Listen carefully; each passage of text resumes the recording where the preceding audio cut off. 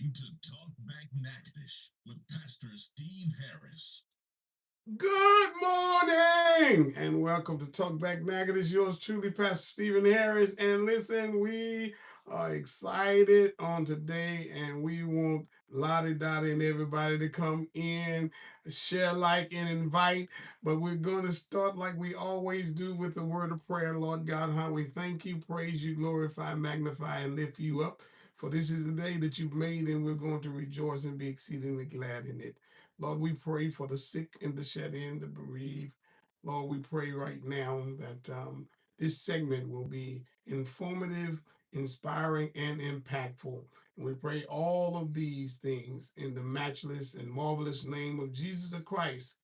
Amen and amen. Listen, before we get started, I want to say that we're going to be celebrating the life of Hardy Lee Booth Jr. He transitioned, and who's hailing that funeral is none other than Moses Mortuary and Cremation, and those services are going to be held July the 4th at 11 a.m. to 1 p.m. And it'll the place is going to be Christian Outreach, 106 Brickyard Road in Natchitoches, Louisiana. And for any of your funeral care needs, contact Moses Mortuary and Moses Mortuary. Listen, again, let me reiterate. November the what? 3rd. We need you to go out and do what? Vote. November the 3rd is going to three. The number three is very, very important. It is the number of divine perfection. So perfection is going to be on November the 3rd. I am elated to have always been trying to get him here since we've had so many things go on in the last few months. But he's here today, Dr. Granger, man. Um, it's good to have you, man. No, thanks, Stephen. Yeah, It's good yeah, to be with you, Pastor, yeah, yes, always. sir, yes, sir. And kind of tell people. Uh, I know your background, Mhm. political science, and really focusing on the foreign policies and things like that that goes on overseas, and why it's so important Mhm. that we know and keep up with these things because it affects us. It does on a daily basis, and it sometimes is easy to lose track of that because, of course, we're all busy and we have normal things to do. But we've also all been to the gas station recently. All right. We've all been to the That's the grocery store biggest recently. impact. I have not been to a steak restaurant recently. Huh? You know, yeah, these things do affect our lives. We do live in an interconnected world. It's with limitations. We have, for some time now, been in a kind of a period of trying to lessen some of the interdependence in the world. Is, for example, what we call the supply chains, Right, especially for vital things like medicine. We learned during COVID, yes. and a lot of people are just taking advantage that the world works as it does, and that whatever we need, we can get. Mhm. Um, but that doesn't always work out, and so I think we're just trying to orient what are the priorities for American and other foreign policies in the world, and how could we ensure that we have what we need, but at the same time without necessarily depriving others. And I think that's a key point of it as well, because what happens to others is going to affect us. And so like I said, even prices, this whole artificial intelligence thing Yeah, yeah. is a global phenomenon, and it's not going away anytime soon, as far as I can tell. And so people are worried about their jobs, and what kind of training they're going to need in the future. And again, that's just not something happening down the street. It's happening worldwide. It's part of Right. a competition, you'd even say, at the global level. So there's definitely a lot going on. We do have, of course, I have students who are in the military. People have brothers and sisters and children who are serving, and right now a lot of attention, like since you and I have been born, it seems like back on the Middle East. Yeah, yeah, It's yeah. like the old guy on The Sopranos. He kept saying he tried to pull away, but they keep pulling him back. Well, That's right. that's kind of like the Persian Gulf. We keep trying to pull away, but we pull ourselves right back into it. And we do know that Iran used to be named Persia. Oh, sure, Iran's been around for a long time. Long time. You can go back to some real history. But even history has its. Let me put it this way. Let me tell you what happened just in the last few days. The government of Turkey, which is on the outs with Iran, Yes, the yes. competition. We're talking Turkish versus Persian, Hmm. various types of religious differences. And so, even though Turkey always had, of course, kind of a rough relationship with Greece, Right. the other day Turkey recognized Alexander the Great, Oh my. the ancient Macedonian conqueror, Yeah, and his victory over the Persians. yeah, And so, this is a way of taking history from a couple of thousand years ago, more than yes. that, arsenals.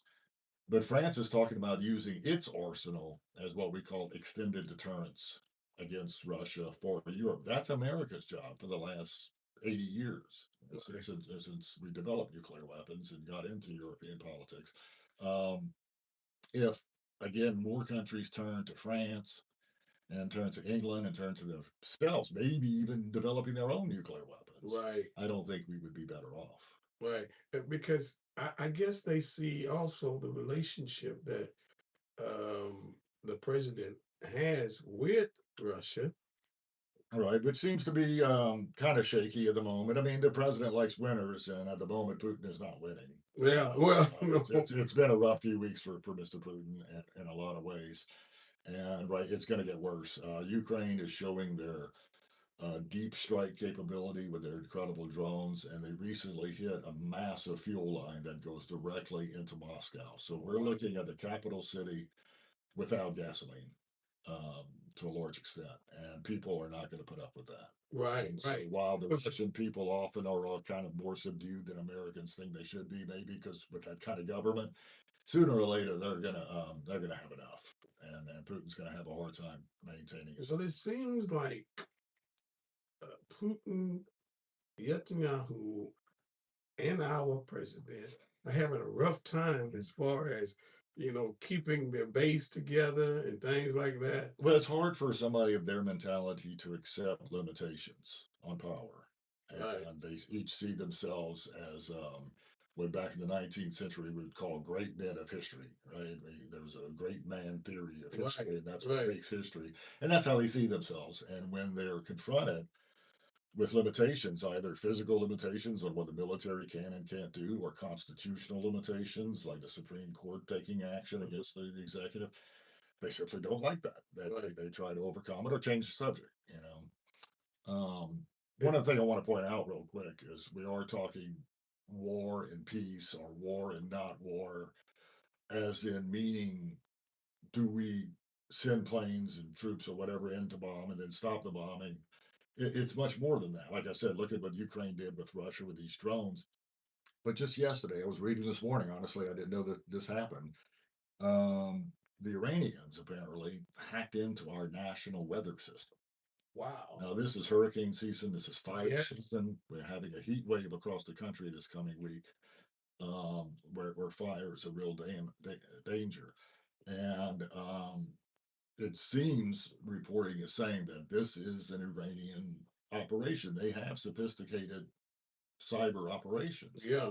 That's what war is nowadays. It's Yeah. you're going through your everyday life, and suddenly you can't get the weather channel, and you can't, plan your life or something like that happen. They're messing with you. They're sending misinformation into the system, Especially at this particular season. and people are looking for answers, and when you get information or misinformation, it makes it very difficult, and Russia and Iran are playing pretty sophisticated games when it comes to this. We were talking about artificial intelligence. I mean, Right. Yeah. artificial intelligence has to be trained, right? That's what these big data centers are for, and tons of information go into these things, and that's how they develop intelligence, so to Right. speak. Well, Russia, we talk about Russia using disinformation. Well, in previous times, which means just a couple of years ago, that means Russia putting up Facebook pages that are fake Right. Right. and news articles that are fake. But now they're feeding false information into artificial intelligence. And so that the information that artificial intelligence is processing towards getting an answer isn't real. Right. That can create a lot of chaos in society. Absolutely. You know, And because we have people who cannot discern between what is false and what is real it's difficult. already. Yeah, You know. it's difficult, and it's going to get more difficult, I'm afraid. Yeah, yeah. Well, when we come back, we're gonna take a break, but I want to talk about the Strait of Hormuz Sure. because that has caused a lot of gas prices. Right. And talk about that, Sure thing. if you don't mind. Okay. Yeah, man. I tell you, I think we just that ignores Louisiana. losing the people that Trusted source for real did trust right us. here at I don't. You know, But there's you can only curse people out and just call them names. I know. And for I don't understand that.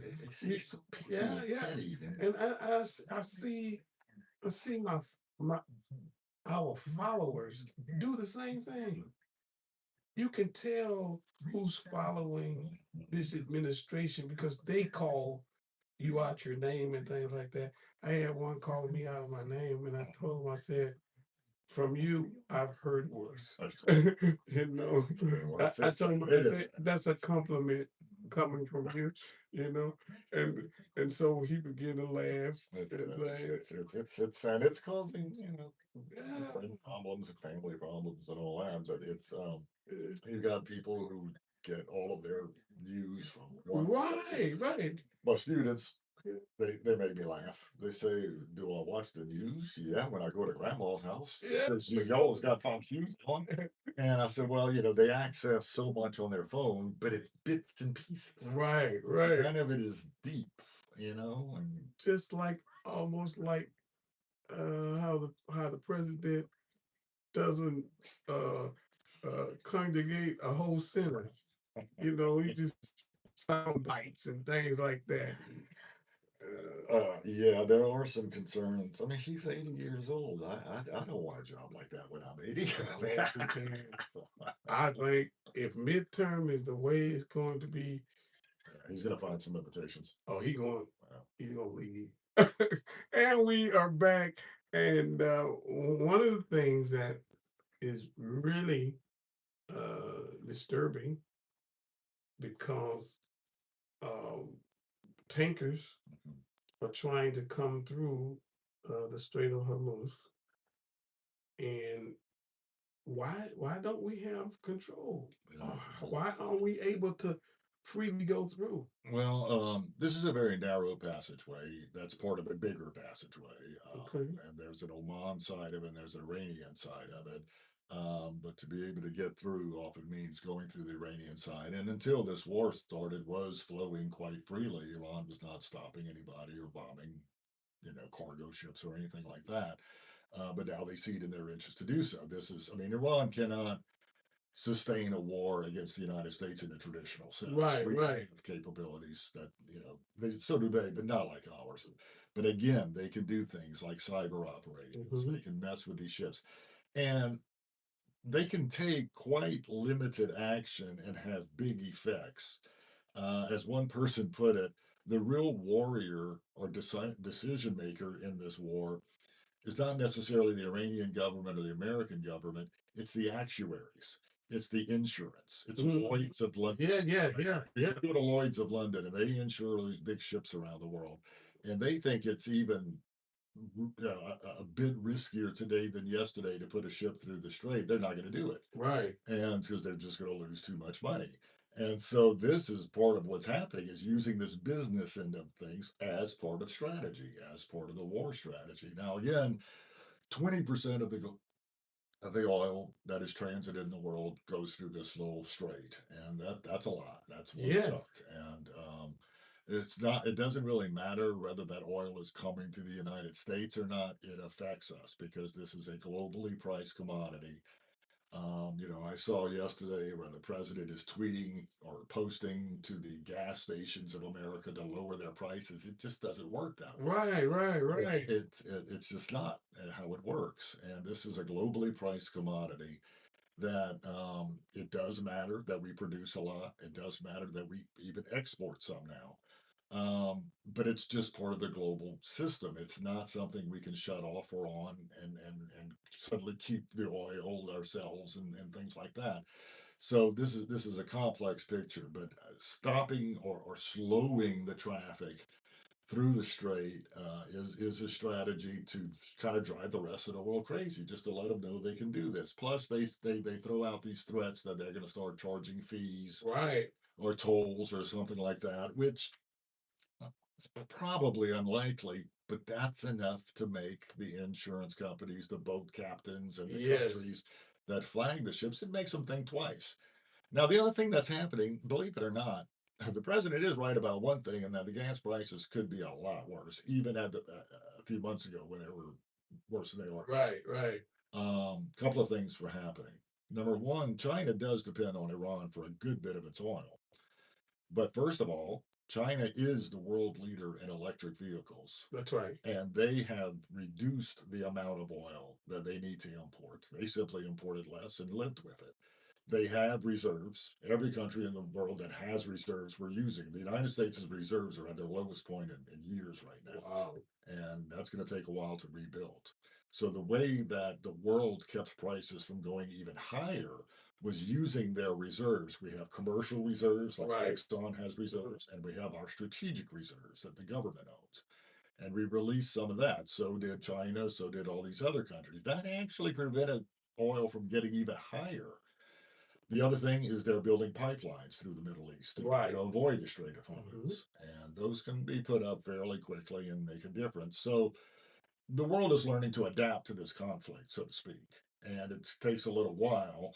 But the truth is, I think Iran was expecting that their actions would have even greater detrimental effect on the world Right. economy than it did. It was bad enough as it was.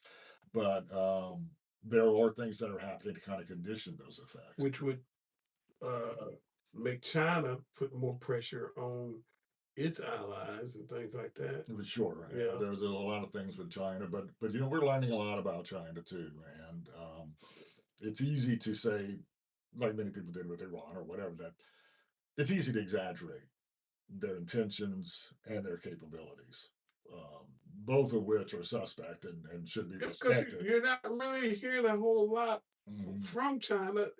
It looks like maybe they're getting what they want. Well, I mean, they're trying to keep their society together. Honestly, China's big problem right now is not whether or not it has nuclear weapons, although it's building up its arsenal. It's not even necessarily does it go after Taiwan. Right now, the biggest issue in China is domestically, and that is its population. Oh yeah. And I It's mean dropping. the Yeah. reverse of its Yeah. population. Yeah. This one child policy that they had. Over 50%, maybe as much as 70% of the Chinese military is made up of people where they are the only child in their family. Wow. And so they can lose a lot. Every family has a lot to lose in this situation. The population of China is about 1.6 billion. Now, we've been saying this since we were kids. It just keeps getting bigger and bigger and bigger. Right. It's estimated by the end of the century, which is, we're making advances. We're only 75 years now from the end of the century. Right. It could be half that, 800 million. The fringe kind of prognosticators are saying it could be as low as what the American population is right now, 350 million or so. Yeah. I don't think it's going to get that low, but we're talking a steep decline in productivity. We're talking about an older population. We're talking about fewer young people in the population. This is what China's looking at. China's been like Iran, been around for a long time. It's not difficult for China to look 75 years in advance. That's nothing to them. Right. And they don't have to worry about the next election, so to speak. No. And Right. so they can look this far in advance and see what's happening. And I think their priority is always going to be to demonstrate what they can do and what they might do, but it's going to be keeping that domestic population fed and productive and maybe growing again if they can, but it's going to be a challenge. Let's take a break here and let's come back and talk about the the declaration of war that has to be declared by Congress. Ah, I see. Okay. And when is the last time that happened? You know, because I remember the Korean War, Mm-hmm. which was never declared as a war under Right, not from our. it was a conflict. Well, we can talk about this. Yeah, okay. We'll be right back. I remember because my dad was in the Korean. Every person who was in the Korean War, they never call it a war No. because they call it a conflict. For a while, they called it a police action. Yeah, yeah. So It's- was it that the Congress never declared it? Well, no, because we stopped doing that.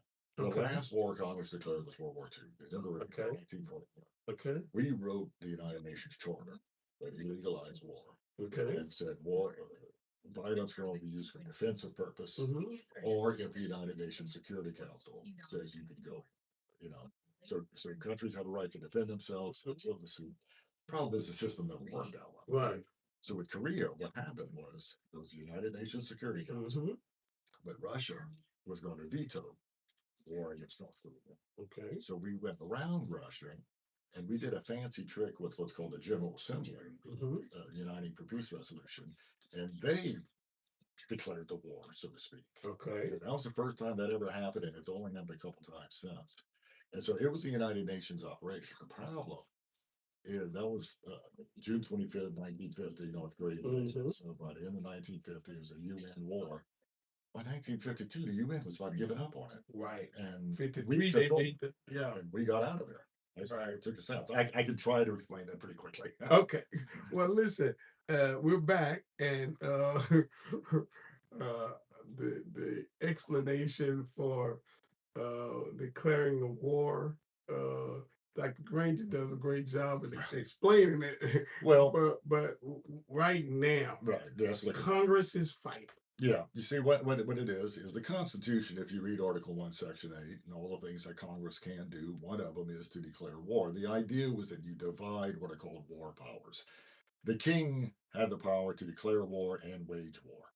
With our separation of powers, the idea was that Congress, the representative of the people, declare war. Then the president, as commander in chief, wages war. Mhm. In 1945, the United States wrote, and 55 countries signed the United Nations Charter. And it basically says countries will not invade each other, and if they do, there are consequences. The problem is making those consequences work has been very difficult because we're talking about the great powers, England, France, China, Russia, and the United States, all having different interests, Right. East and West. So you mentioned the Korean War. The United Nations kind of blessed that war. It was a complicated process, but they did it. And but then they kind of gave up on it as it became a quagmire, a stalemate.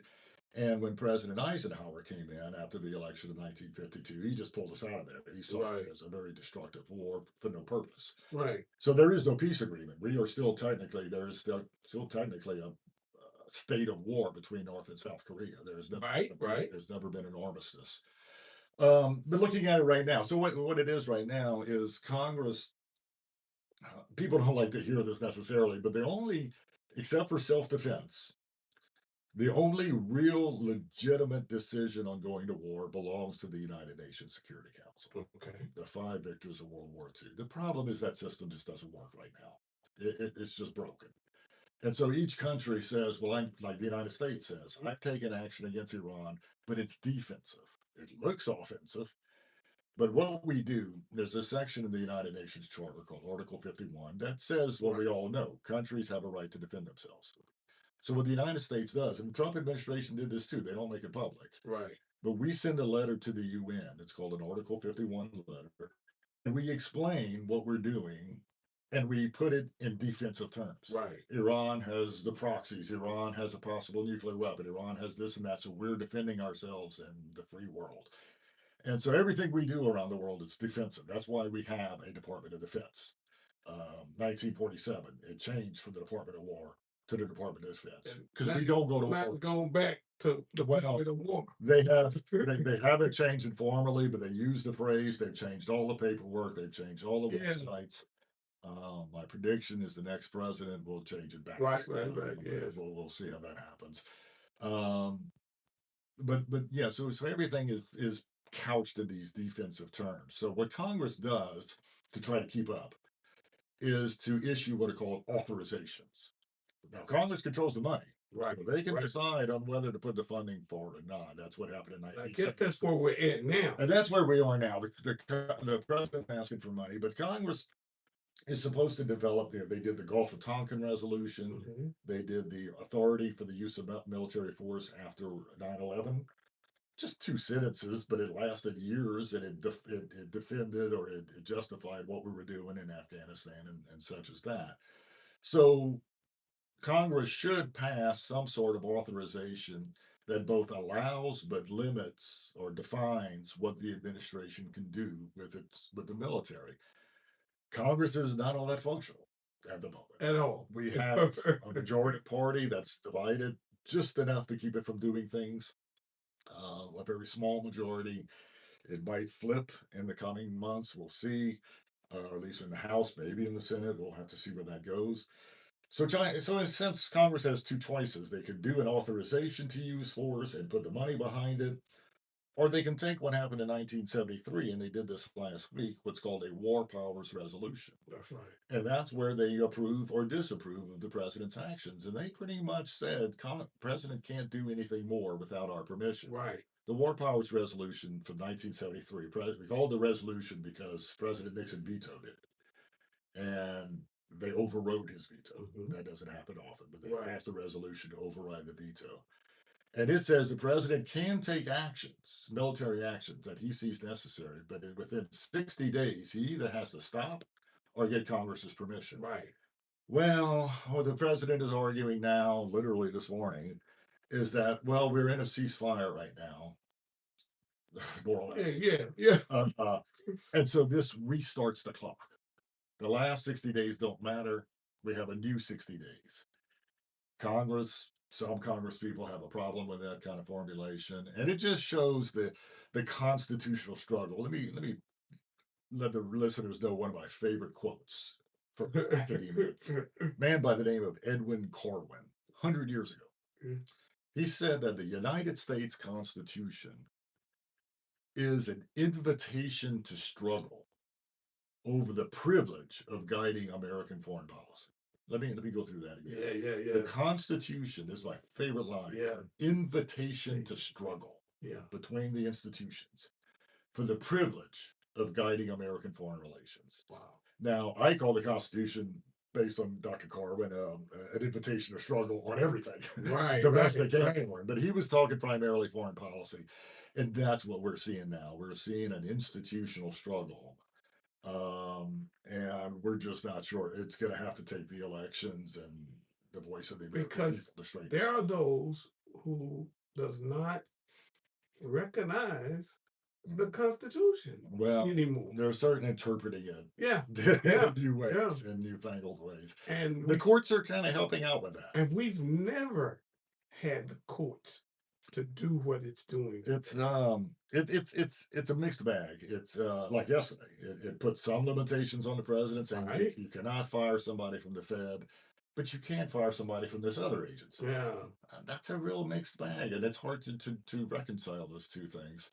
And I know we're kind of getting away from the topic here, but it comes back to the topic when we say, how is Congress, no matter who's president, Right. how is Congress going to reestablish its institutional authority again as a co-equal branch? Mm. Right now, Congress is not behaving, the leadership of Congress is not behaving as a co-equal branch. They're serving the president. Right. And you have to stand up because there's going to be another president one day. Exactly. Unless we are going to another form of governing. Yeah, I'd rather not, go there, but we'll see. But yeah, that's one thing that a lot of people are saying is that many of the decisions empowering this president are still going to be there when the next president comes. And sooner or later, there's going to be somebody president that the people who support Mr. Trump don't like, Right. and he or she is going to take some actions identical to Mr. Trump, and they're going to be pretty upset about that. And we're going to say, well, this is the presidency you wanted. I think maybe Congress' biggest fear is that this president would take our young men and women and put boots on the ground. If that happens, Yeah, it's going to be a Iran. lot of body bags. Iran is not Venezuela. No, Iran is not even Iraq. It's 3-4 times size. it's not even Afghanistan, Yeah. and we didn't fare well in Afghanistan. Exactly. And so that is a concern without truly meaningful provocation, which Iran is not without being provocative. Nobody wants to make Iran the good guy here. Right. No one. But in terms of taking strategic action, there's even talk, whispers of is Trump going to use a nuclear weapon? Right. Or is he going to put boots on the ground? And if you look at the daily, almost hourly transitions of justifications, okay, it's about nuclear weapons. Well, no, it's about the stock market. It's about oil. And so if suddenly oil shoots up again for whatever reason, or the stock market declines, and we're getting close to the election, is that going to make him desperate enough to take some kind of action? Because it's clear it's not a strategy. No. It's not a military or political strategy. It's a political strategy in how do I maintain my political power? Right. And that's what I think a lot of people are feared of is the president taking a step. And the big question will be, will the military follow his orders? And so far, they have not been willing to really challenge him as far as we can see. Right. We don't have access to everything. But there is concern amongst the American people. And of course, people join the military. It's all volunteer force, and they know the possibility that they could be sent off into dangerous situations. But we want it to be necessary. Right. And And everyone, whether it's Democrat or Republican, are really they don't understand how we got where we're at. it's life or death, Yeah. and it's important. Yeah. And yet you're right, because we hear a daily what they call a fire hose of not only information but propaganda, misinformation, this kind of thing. And it's And that's the biggest thing, the misinformation. it's hard to filter that through. comes from the White House too. And I asked my students, if my college students, if they how much they pay attention, and a lot of them just say, well, the news is always so depressing, and it's always so complicated, it's always so contradictory even, and so it's just easier to tune out. Right. It's easier just to shut it down. But that's what they want. Yeah, Though. it That's what I think this administration wants. That you become so frustrated, you just turn everything on. And I think the real backstory Mm. is economics. Yeah, well, that's certainly And a motivating factor. some individuals who are getting rich behind all of this. Very Yeah. wealthy, very wealthy. Yeah. And again, it brings back global manners. For example, the cryptocurrency. Come on. The Trump family is a lot of people have lost money in their ventures, but they made the money. And I always, the whole crypto thing, I don't want to get into it. We don't have time for that. But but my question, I guess, has always been, I see the American dollar. I see a current like when many European countries adopted a common euro. Right. A lot of people say that's giving up your sovereignty. Your currency Right. is Right. turning to who you want. And now suddenly we have a cryptocurrency that anybody can create. So Yes. and this doesn't affect the The dollar. American. Yeah. Oh yeah, it's going It certainly to, does. because And trust. It affects trust. right in the dollar, and as in the system. hard as it's kept, Gaddafi lost his life behind him wanting to bring the African That's right. nations in to create their own currency. And that exactly. Yeah. And right now, the American dollar is see for years now, since the early 70s, if you want to buy something, are in the world, you got to use the American dollar. That's right. Especially petrodollars. That's it. It goes back to Kissinger, it's petrodollars. But now we're starting to see, for example, Argentina paid some of its bills to IMF in Chinese money. That's right. And other countries are using Chinese money currency. And so that's why the United States, see, until now, like part of the Obama deal, Right. Iran had no access to the American dollar. That's right. They had no access to our financial transition systems, to our banks. And according to this memorandum of understanding, that's all putting up. Right. They're going to have all of it. Right. And that money that was given to Iran by the Obama administration, supposedly it was their money. There are two things. Okay. A lot of people don't realize. Some things that are tied to the deal itself was frozen Iranian money, but some of it was also sort of part of the deal. Okay. Transfer. Yeah. A lot of people focus on the 1.7 billion that came late in. That actually had nothing to do with the nuclear deal. Okay. That had to do with weapons that President Nixon sold to Shah of Iran, and he never received them. Yeah. And so we just paid them back for the missiles, for the planes they paid for, Right. plus interest. Yeah. So this had nothing to do with the nuclear deal. Yeah. Right now, we're talking about $300 billion in investments in Iran. Where's that money going to come from? It's hard to say.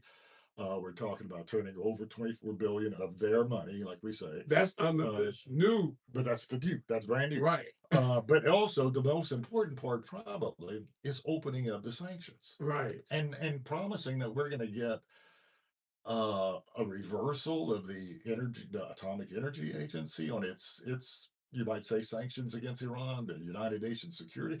We don't have authority over these organizations to that extent. And so we're promising things, I believe, that go beyond our ability, and it's going to cause some problems there.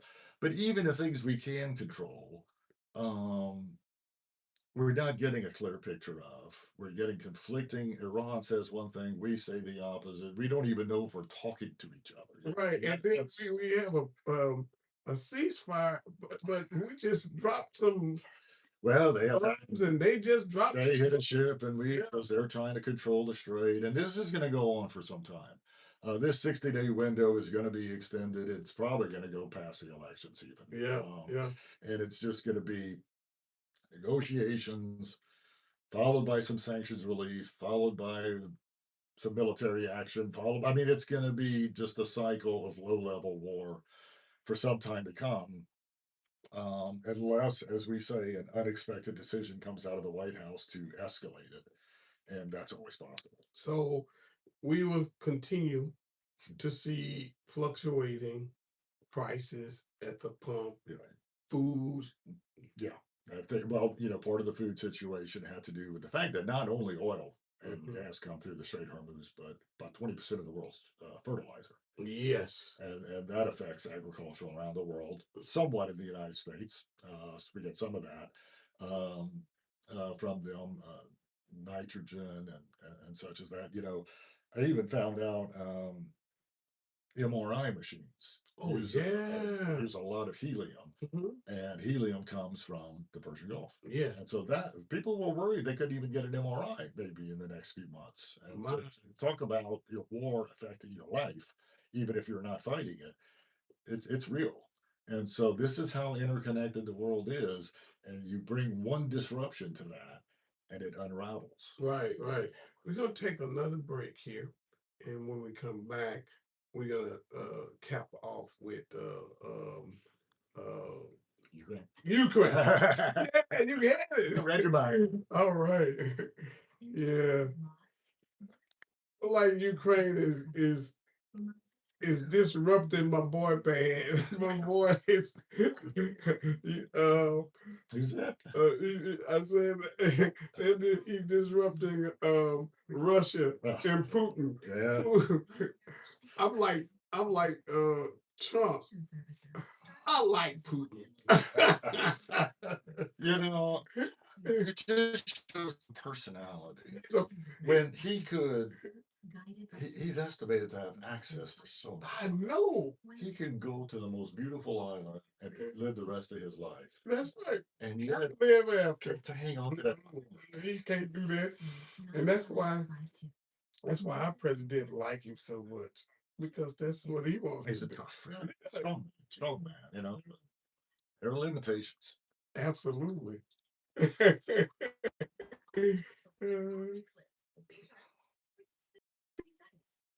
So, uh, you know, I think this is going to go throughout the midterm, and I think that's why the midterms are going to be really, really horrible for the president. I think so, but at the same time, I never want to give the Democrats too much hope. Come on. They always mess with themselves. Truly. Listen, and we're back, and we're going to talk about Ukraine. where Oh, no. Ukraine is at right now with Russia.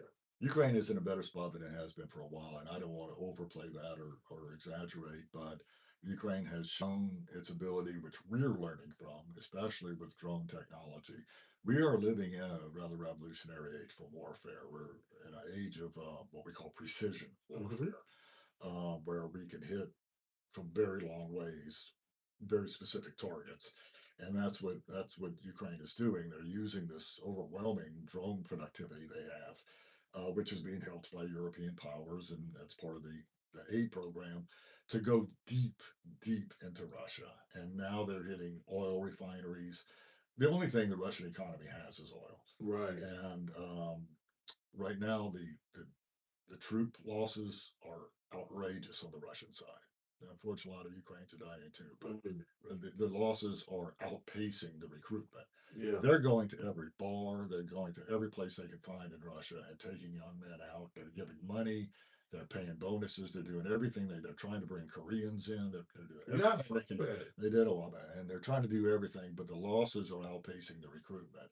And that is a strategic problem for Russia.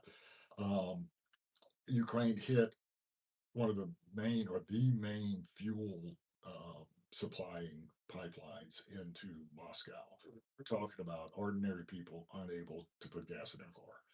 And that is going to bring unhappiness. And people already are frustrated with this war. Right. People are showing frustration with Putin. There's only so much you can say publicly, but it's building up. Mr. Putin is not in a good place. And on the other side, to bring it home, Mr. Trump recognizes winners and losers. We'll give him that much. Oh, yeah. He's not loyal to you. Right. And so No. if you're a winner, he's loyal to you. If you start losing, Yeah. he'll be loyal to the winner. Yeah. And so we are expecting not a return to, say, the Biden era support of Ukraine, but we're selling weapons to the Europeans who are then giving them to Ukraine. So we've got a deal going. We are helping in technological advancement as much as we're learning from them as well. And so I'm not going to say Ukraine is about to win this war, but by the end of the year, if things go in this direction, we can start see Putin say, "Okay, I'm ready for some negotiations." Right. And Ukraine may have to give something. Right. They may have to lose a little territory. We don't want that to happen. Right. It's a bad precedent.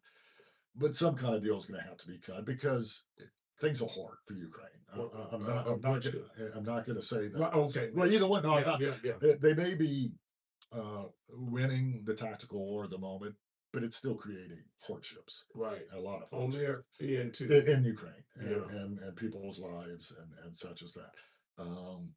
They're clever though. They're clever fighters. You know, a bunch of Russians. You know what they were going to do? Let's finish up with this.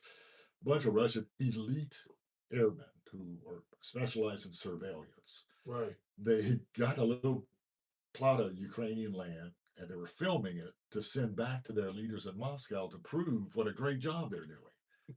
Before they knew it, they were surrounded by Ukrainian troops. Wow. Pretty much just wiped them out. Wow. And, Oh. Ukraine lured them into this trap. And they were so concerned with trying to make themselves look good to the bosses back in Moscow that they didn't realize they were being played. And the Ukrainians were playing one of the most clever war strategies I've ever It's seen. like some of the stuff we do. Sure. Well, they We learned. want the president to know we're doing great, President. That's true too. But But yeah, again, I expect we're having debates in Washington about exactly troop deployments in Europe that we've had for a long time, or maybe moving them out of one place, moving them to another. That's not all that important. If Mr. Trump makes a drastic decision, like just abrogating the NATO treaty, just getting out of it, Right. then we've got trouble. But for right now, I think we're going to say, well, we're taking 4,000 troops out of Poland because we don't like you right now, and we're going to put them over here because we like them, or vice versa. And it's creating, I think, a headache for our European military leaders. But overall, I think we're going to see the United States continue to engage in Europe and on the side of Ukraine, reluctantly maybe, but I don't think we're gonna. I don't think we're gonna give up on it. Have we left Greenland alone? Are No. we still? Unfortunately, not. Wow. This is still. Mr. Trump was convinced, of all things, by the leader of a makeup company called Estee Lauder. You've probably heard of it. I remember. The leader, the head of Estee Lauder, is also a global mining person. He mines all over the world, and he wants Greenland. And he was the one who convinced Mr. Trump, they're close friends, about the He mining. gives him money. About the mining interest. I mean, he sees gold in his eyes, and you want to go get it. Um, I think what's happening and what's going to happen is what should have happened quietly without all this rigmarole is we are going to expand our bases. We have a treaty with Greenland and Denmark that goes back to the early 50s that says if we want more military And space, that's what they say. we can have it. And they're fine with that. Right. If we want to make a contract to drill some more, as long as we do it by their laws and get some minerals, they They can just cut a deal. don't want to be the United States. They don't want to be. They don't necessarily want to be Denmark either. A lot of people don't necessarily want that, but yeah, they don't want to be the 51st state. Neither do the Venezuelans or the Canadians. Right. And so all of this kind of imperial talk, I think Mr. Trump's his psychological belief is that if he says something, especially repeats it, it'll come true. Yeah. Other people will simply say, "Oh, well, that's the case."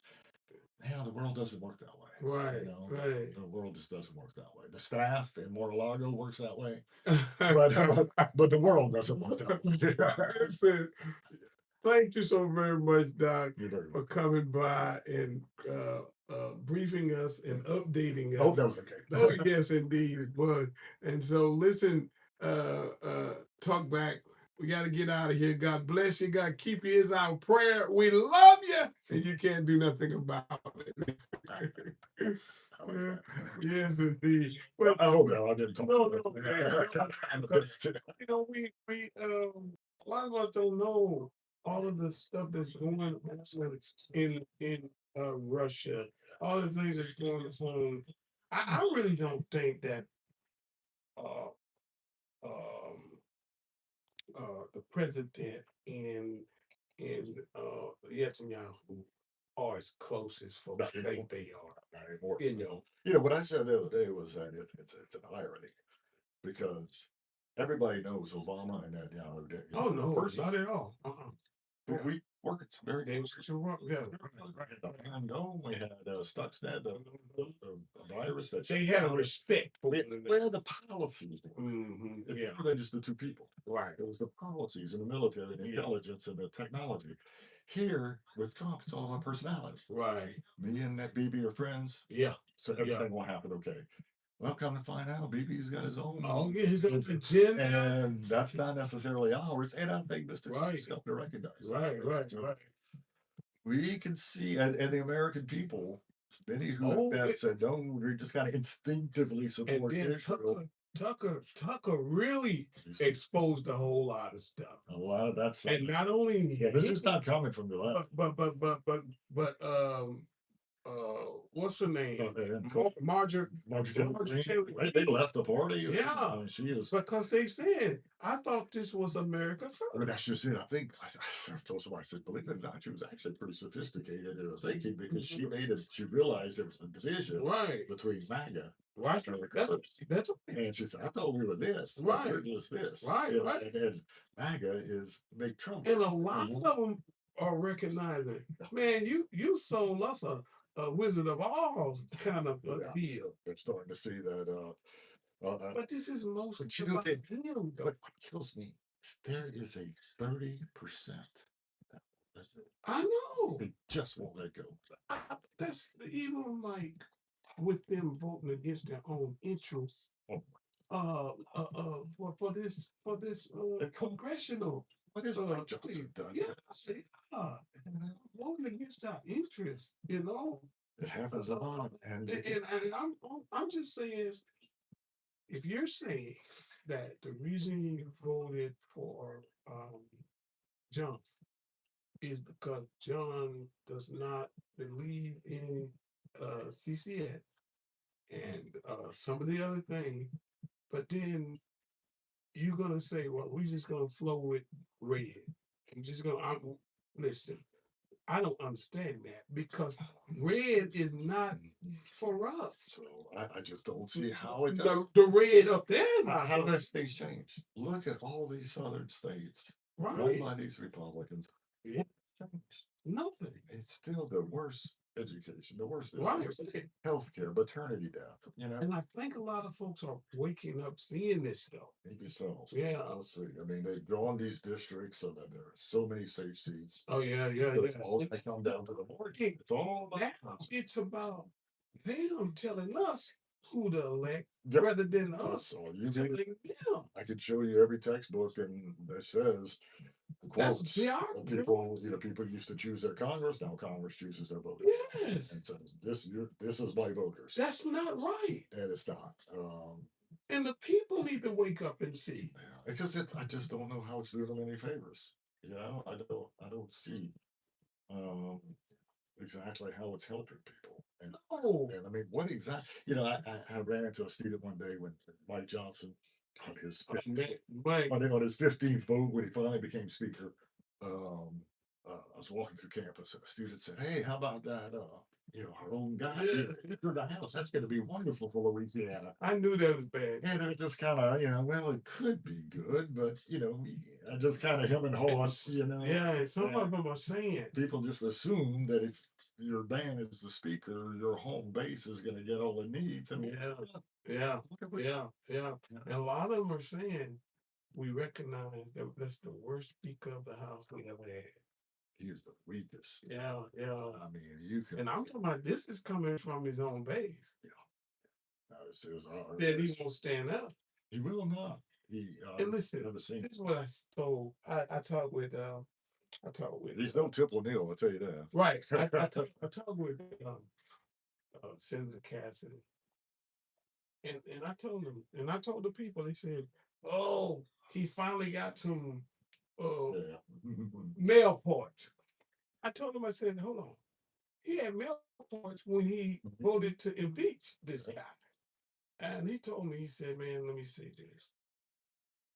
I may be making political suicide, but it's the right thing to do." I think he ultimately comes down to just every now and then he just He went back on this last thing. the war powers. Yeah, he went yeah. back on. And, I mean, he's on the way out. You're free for the moment, but they just can't let go. I don't know if he's got. I don't know what his plan. I wish he would just go independent personally. Well, And I know if the party continues in this direction, that Trump direction, Oh, but I don't know what his future he's is. absolutely destroyed Now, does he, the Republican Party. does Cassidy want to be governor? I don't know what his next plan. He could retire for life. Oh yeah, he can. You know? I think what he's wanting to do is probably lobby. Yeah. Just like That's right. John Jeb Dole, Fleming did. I also Jeb Dole. Yeah. So I don't And know. I don't even see I don't even know. where is Jim Led. I haven't heard much about him. I believe he is in the healthcare lobby business. But Oh yeah, look like everybody looking here. Lobby. I'm not 100% sure of that. Same thing. I don't know exactly what happened to John Bell Edwards, but I've heard whispers that he may run again. Yeah, Because you and can that's skip a term. why. And that's why. But for them to make it where he couldn't run again, it would have to be given to the voters. Yeah. I think the voters would have to decide Oh, that. God. Yeah. He can't just arbitrarily say that's not going to happen in Congress. I mean, the legislators. Well, I votes thought that. I have to look back into this. I may have lost track of something, but like Edward served some terms, skipped the one Mhm. that served. Right, Yeah, right. but you can do that. He can do that. No more than 2 terms at once. Right. He can continue to do that. But he's trying to pass legislation Oh, that sure. says Okay. he can't run Well, that's anymore. You Yeah, gotta watch out there. but what he got to do, he got to survive what he's already going through, and look like they're gonna get the number. I believe so. Yeah, but I don't know if they're going to. Well, I guess we put up on a referendum. now. Yeah. That's the next thing. You know, It's 2 years or something like that. Got 2 years remaining. I don't know what's gonna Yeah. happen, you know, I don't know if it's gonna get to that point or not, or if it's even the right thing, but again, I don't see necessarily what we're getting out of it, Right. you know, I don't Well, let's take this picture, man, and let's get out of here. know. You gonna get this picture?